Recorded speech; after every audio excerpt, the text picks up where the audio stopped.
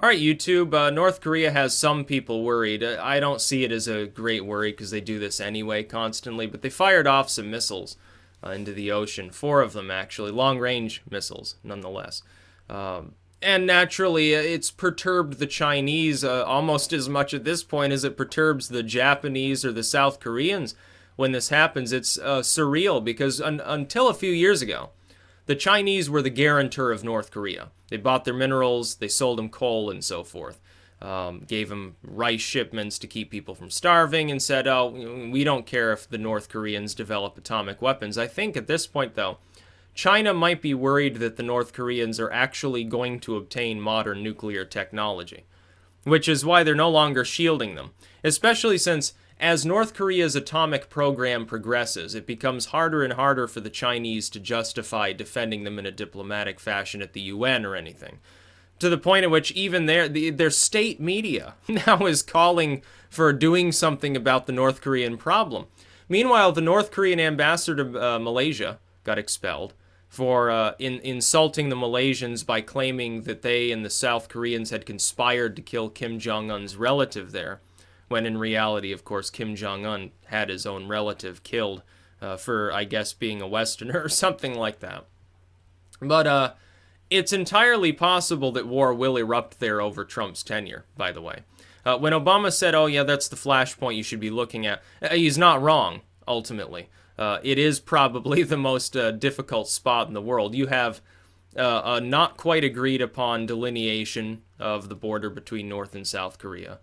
A war that hasn't technically ended. The Korean War technically is still on. It's just a ceasefire of sorts at the moment, an armistice. It wasn't ended by a true end-of-war treaty. You have a rogue government that now its largest ally, its only significant ally, China, has abandoned them. It's a difficult situation. You also have continual problems with crop shortages in North Korea. You've got a lackluster economy that's struggling to maintain its military capabilities. Any level of instability added to this could probably bring the regime there with Kim Jong-un crashing down anyway. Now, if North Korea destabilizes, everyone else in the region has to get involved immediately. They won't even wait. South Korea will march on the DMZ if that happens. The U.S. will immediately put every asset it's got in the region on North Korea. It will happen. The Japanese will get involved. China would get involved. None of these states really want, some rogue general to take command there and actually be crazy enough to use atomic weapons. As they progress in their technology, it gets more and more certain over time that eventually North Korea will fall. The Korean Peninsula will reunite in some fashion. Now, I have a sneaking suspicion that the Chinese have backed off because they don't care if we invade North Korea. They honestly, at this point, they've got their own minerals.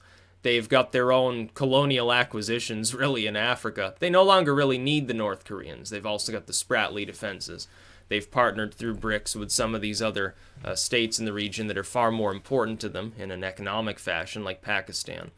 I don't think they really care about the Hermit Kingdom anymore, which means that Kim Jong-un's defense mechanism right now is, I might have a few atomic weapons. That's not so very impressive after all. We built them in the 1940s. They're the new kid on the block when it comes to nuclear technology. Their claims of having a hydrogen bomb are completely wrong. The magnitude of the seismic event caused by their last test was nowhere near the magnitude that you would expect from a full modern nuclear weapon exploding underground. It was barely larger than the last test they conducted before that was demonstrably just a routine atomic weapon and the kind that we were using in the early 50s or something. So they're still far behind. If you want to look at a country that might accidentally or purposely unleash nuclear Armageddon on somebody, you're looking at maybe Pakistan or Israel or something like that. You're not really looking at North Korea.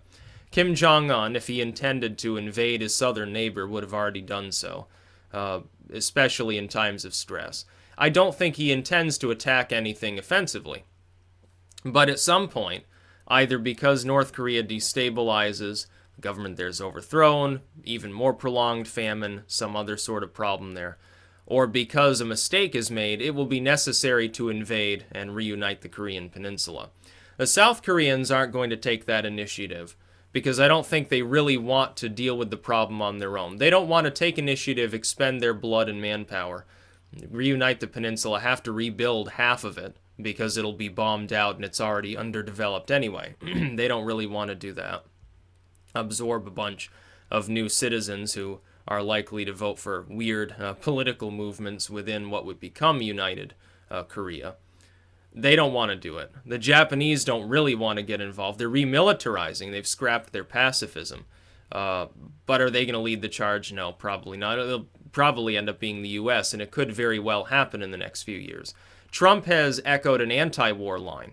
He hasn't said any hard-line things, really, other than we're going to wage a trade war, perhaps, with the Chinese.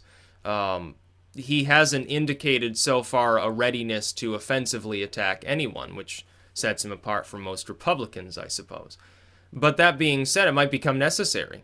During one of these spats that happened at the DMZ, a town actually gets hit with artillery. A boat actually gets sunk.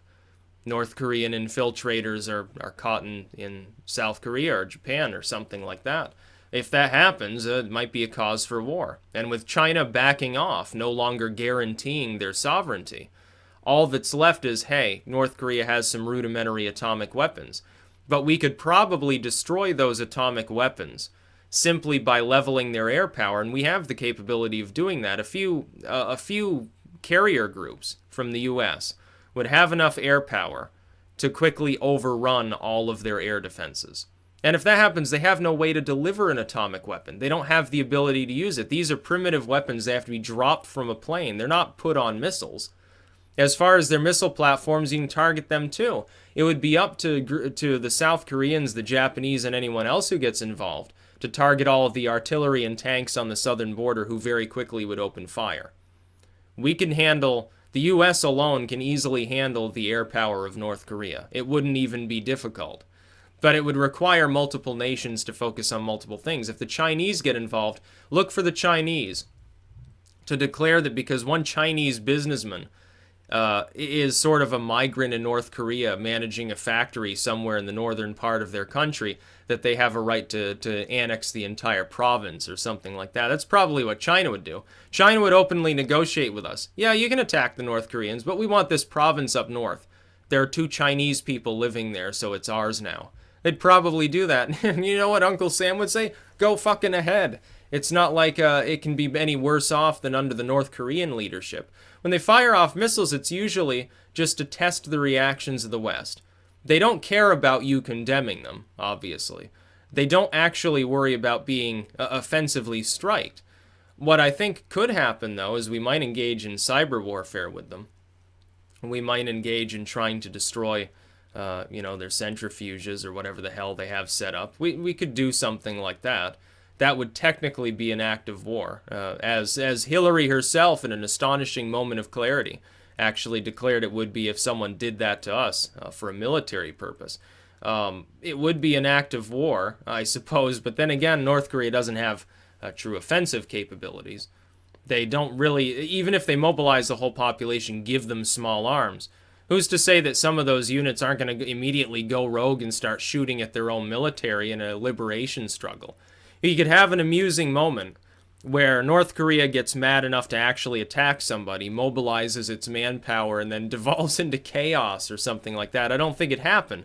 I think that a lot of people there are truly indoctrinated. If you've watched North Korean TV, you know some weird shit that goes on in that fucking country. If you look at like the movies that they have, it's warped. You can't even understand exactly what's being said in the dialogue necessarily, but you can get the gist of what's happening. And they seem to have 5 or 6 recurring themes. One of them is, we're victorious in our struggle. We've been liberated, and all these people living outside North Korea are basically animals.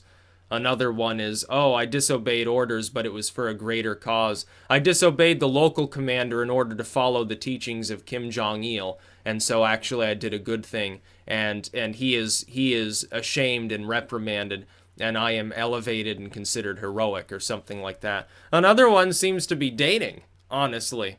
Oh, these military boys are so cute. So, sort of stuff like that. They got this like weird cartoon stuff. It's basically like South Korean anime, only it has like a total military message, sometimes an atomic message. It's just watch North Korean TV whenever the live stream comes on, if you can find a working live stream anymore anyway. And prepare to be amazed, really, especially at the music. I've posted one of those on there. It's like a pop song.